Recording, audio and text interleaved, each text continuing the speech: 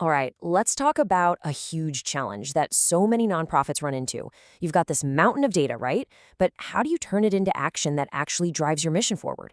It's a super common problem, but you know what? There's a really clear solution.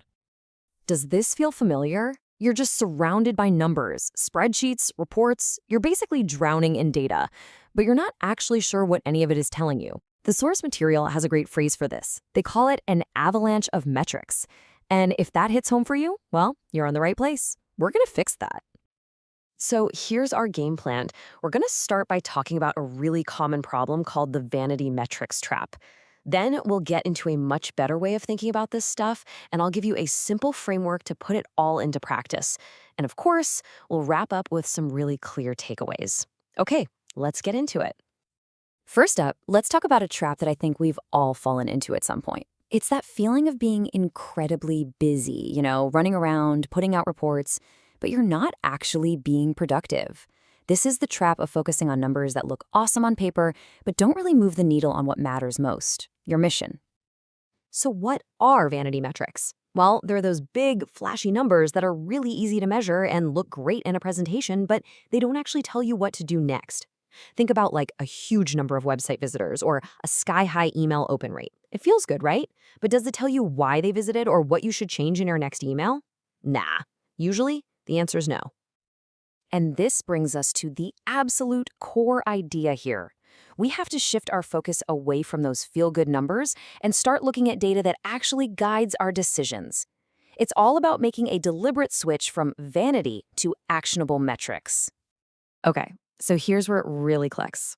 On one side, you've got vanity metrics. They're big, they're generic, and they're not really connected to your actual goals. But on the other side, actionable metrics. These are the game changers.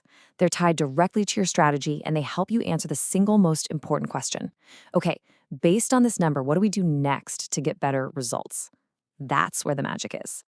Okay, so we get the difference between vanity and actionable metrics. Awesome. Let's add another layer to this, because to really get good at this, you need to understand two more powerful ideas: leading and trailing indicators. The best way to think about this, it's like driving a car. Your leading indicators are your windshield. They're predictive. They show you what's coming up ahead, so you can make adjustments before you run into trouble. Your trailing indicators, that's your rearview mirror. It's super important for checking what's behind you, confirming that the things you did in the past actually worked. You need both, for sure, but it's those leading indicators, that view through the windshield, that gives you control over where you're actually going. Okay, we've covered some big ideas. Now, let's put it all together into a simple, practical framework.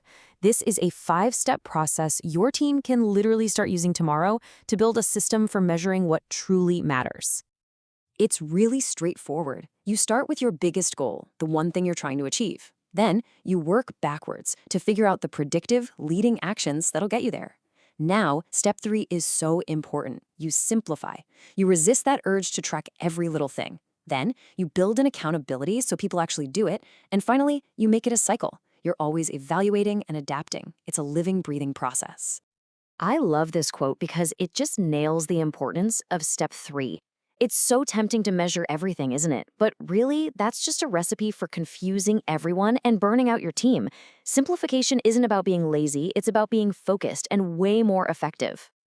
So just how simple are we talking here? The source material gives a fantastic rule of thumb. You should aim for just 3 to 5 key metrics. That's it. Not 20, not even 10. Just a handful of really powerful numbers that your entire team can rally behind. This all sounds great in theory, I know, but what does it actually look like in the real world? Let's walk through a super common goal for a lot of nonprofits: improving donor retention. Okay, check this out. It lays it out perfectly. The big goal, the thing you look at in the rear view mirror, is increasing retention by 10%. That's your trailing indicator. But how do you influence that? You look through the windshield. You focus on those weekly actions, your leading indicators, like how many personalized calls did we make? What percentage of our donors got an impact update? Those are the levers you can actually pull every week to affect that big end-of-year number. All right, as we start to bring this all home, let's quickly cover a few common mistakes to sidestep, and then we'll summarize the most important lessons. This is where we make sure these ideas really stick with you. We've kind of touched on the first 3, but I really want to zoom in on that last one because it's a game changer, and it gets overlooked all the time. The idea of explicitly deciding what you won't focus on, that's like a strategic superpower. It protects your team's time and energy from all the noise and keeps everyone laser-focused on the stuff that actually drives impact. So, if you remember anything from our time together, please let it be this. The goal is not to track more data. It's to track the right data. Ditch the vanity numbers. Use leading indicators to see the future. Keep it radically simple, 3 to 5 metrics. Build in accountability. And finally, be absolutely ruthless about deciding what you're going to ignore. And this quote, it just says it all, doesn't it? It's not about doing more stuff. It's about doing what matters most. Getting this one simple idea deep into your team's culture can totally transform how you work and, honestly, the kind of impact your organization can have in the world. So I'll leave you with this question, a challenge really. Putting this into practice is just as much about subtraction as it is about addition.